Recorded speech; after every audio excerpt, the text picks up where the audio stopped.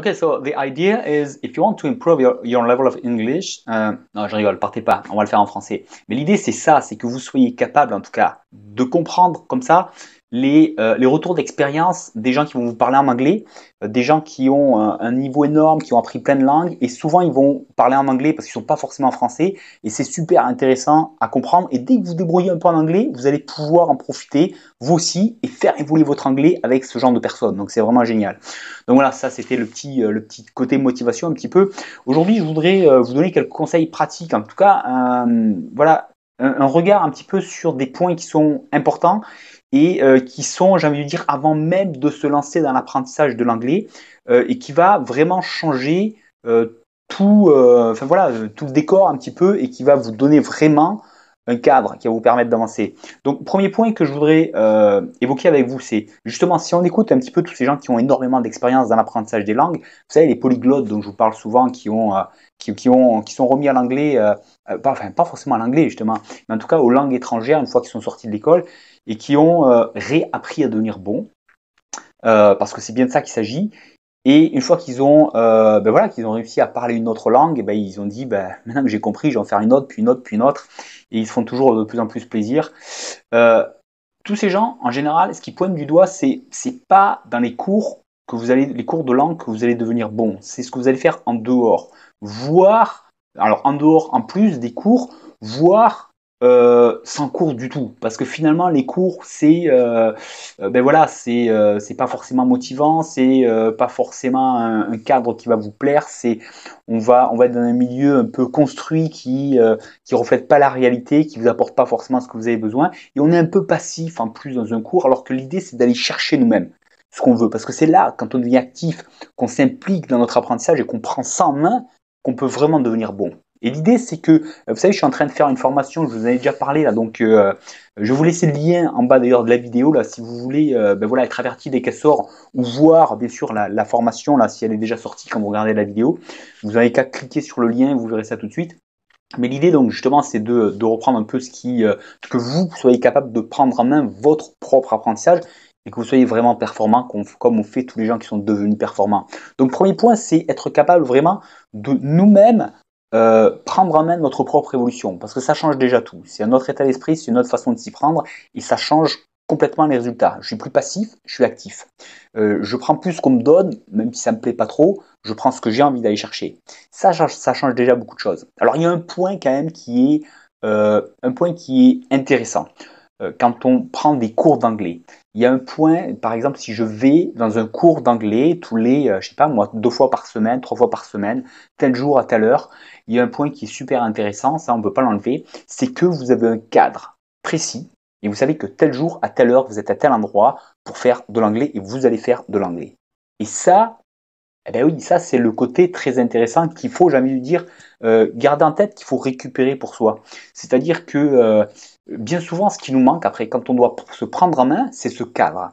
Parce qu'on est livré à nous-mêmes, et même si on a un livre avec des cours, même si on a des cours qui sont tout faits, bien souvent on ne sait pas trop, enfin voilà, on n'a pas ce cadre, cette structure qui est rigide, qui va nous permettre de plus poser de questions et de savoir exactement qu'est-ce qu'on fait, comment on fait, où on le fait, comment on le fait.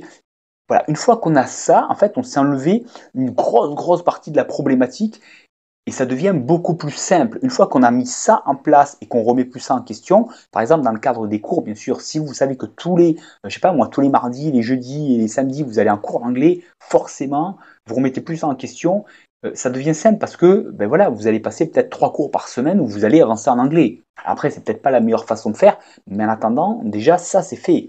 Donc, imaginez maintenant que vous soyez capable d'avoir une structure aussi cadrée que ça, aussi précise, sauf que cette fois, vous avez des choses que vous avez vous-même pris en main parce que vous le faites de la manière qui vous plaît, avec des façons qui sont peut-être plus efficaces que ça. C'est plus facile parce que vous n'êtes pas obligé de vous rendre à un endroit, vous pouvez le faire où vous voulez, comme vous voulez, mais vous savez exactement quand vous le faites, comment vous le faites, et vous allez utiliser des moyens efficaces. Et si vous avez une structure très précise, vous n'avez plus de questions à vous poser, vous n'avez pas besoin de remettre ça en question, vous savez que cette structure, elle marche. Vous savez qu'elle vous plaît, vous avez une certaine souplesse pour l'adapter à vous-même comme vous voulez, et une fois que vous avez ça en place, vous ne le remettez plus en question. Vous ne le remettez plus en question, et du coup, vous savez qu'à partir du moment où vous lancez dans cette structure, que vous avez voilà, une structure qui va durer un certain temps, d'une certaine manière. Enfin voilà, vous avez vraiment quelque chose de très carré. Vous avez un début, une fin et des moments, une méthode, quelque chose de très précis. Vous savez comment le faire, avec bien sûr des éléments qui vous plaisent, qui vous attirent cette fois, qui s'adaptent à vous. Et bien, si vous avez ça, vous savez que, ok, maintenant j'ai plus qu'à suivre ma structure, mon cadre, et dans tant de temps, je vais avoir des résultats, je vais avoir passé des caps, c'est sûr. Donc ça, c'est très important. Et ça veut dire que pour ça, il faut savoir exactement, avant de vous lancer dans l'anglais, c'est ce que je voulais vous dire concrètement.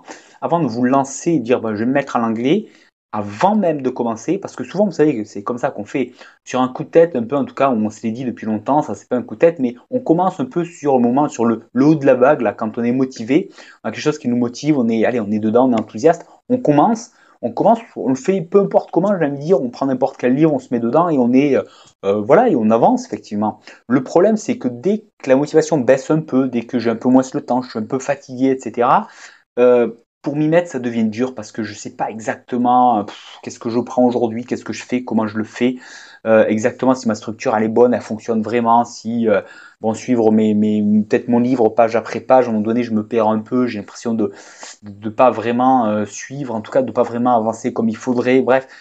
Et là, à ce moment-là, ben, c'est simple.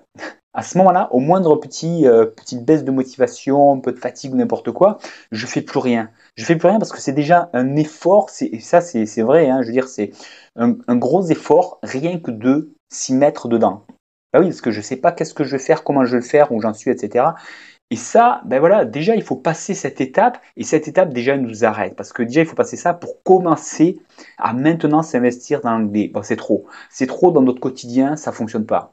Donc je pense que vous pouvez vous reconnaître dedans, parce que si vous faites ça, je sais pas, entre midi et deux, avant de partir au travail, ou le soir, en rentrant du travail, que vous dites je vais prendre un quart d'heure pour faire un peu d'anglais, ouais c'est bien, mais il faut que ça prenne une demi-heure pour déjà prendre un quart d'heure pour se dire qu'est-ce que je fais, où j'en étais, comment je fais, est-ce qu'il faudrait pas que je remette en question ma façon de faire, etc.